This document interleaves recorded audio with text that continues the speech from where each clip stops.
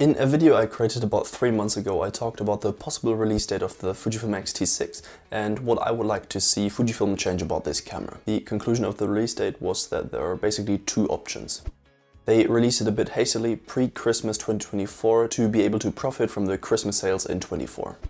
Or secondly, they release it somewhere in 2025 to be in tune with the release cycle of the XT cameras, which is about 30 months. As we have not been getting any rumors or anything about the possible release of the Fujifilm X-T6 in 2024, and it's already November, I think it's safe to say that it's not going to be released this year. That means it will probably get released anywhere between mid to late 2025, which got me thinking. The XT line was Fujifilm's flagship line for a long time. The X-H1 was supposed to replace it as Fujifilm's new flagship camera, but it failed in this regard. But in 2022, Fujifilm released the X-H2 and 2S, which are now Fujifilm's proper flagship cameras. Even though they had some autofocus problems, which hopefully by the release of this video in November 24 will be fixed by a new firmware update. The release of these two flagship models was 2 months prior to the X-T5's release, which at that point wasn't the flagship camera anymore, but rather the top-of-the-line SLR camera that Fujifilm offers. And therefore I could see them releasing a new iteration of XH cameras before they release their X-T6 in 2025. Now this is pure speculation of mine, but in most cases Fujifilm has kind of a pattern when it comes to releasing their cameras. And another oddball for 2025 is that there is set to release a new camera, not just the X-T6 but also the xpro 4 or 5 or whatever it's going to be called. If that is actually the case and they release the flagship model first to introduce us to this new generation of X system cameras,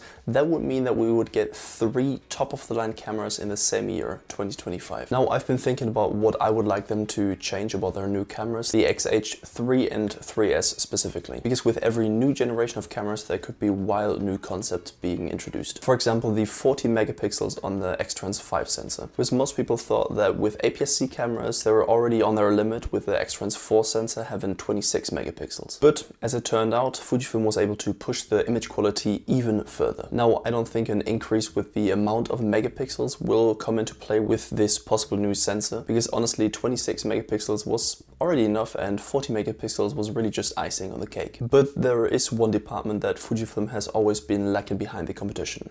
You guessed it, the autofocus. I think this might be the single biggest reason why people would rather shoot Sony, Canon or Nikon instead of Fujifilm. You hear a lot of professional photographers that love using their Fujifilm cameras, but they only use them in their free time, not for their professional work. But with the new XM5 that Fujifilm released this year, people are reporting that the autofocus is on par or maybe even better than Sony cameras. Definitely better than the X-H2, 2S and the X-T5. That's because they integrated the older X-Trans 4 sensor with 26 megapixels with the newer X-Processor 5 coupled with a new firmware. I think bringing out a new processor with more and better processing power, couple this with the X-Trans 5 or maybe even a new X-Trans 6 sensor will elevate the autofocus to a high level, even at 40 megapixels. This is one more thing that I would really like Fujifilm to introduce to this new camera to establish their place in the sports photography scene. A global shutter instead of a rolling shutter. It's already a thing on cameras like the Sony A9 Mark III. It's basically when you shoot in electronic shutter mode that every pixel captures the image at the same time. On their current cameras they use the rolling shutter method, basically capturing every line of pixels in sequence one after another, which for fast moving objects can warp the image. Having a shutter like this paired with new and improved autofocus could really bring Fujifilm on the map for sports photography, especially as it can be an advantage to have an APS-C camera for sports. That's because you can more easily reach longer focal lengths due to the crop sensor.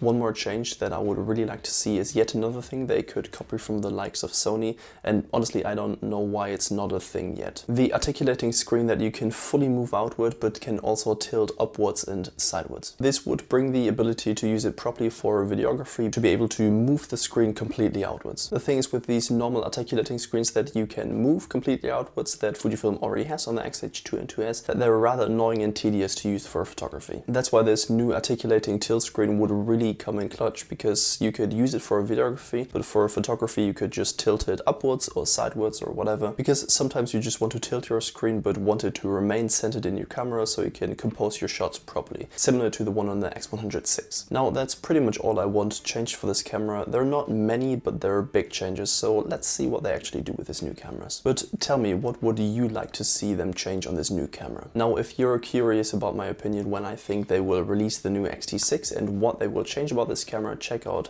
this video right here.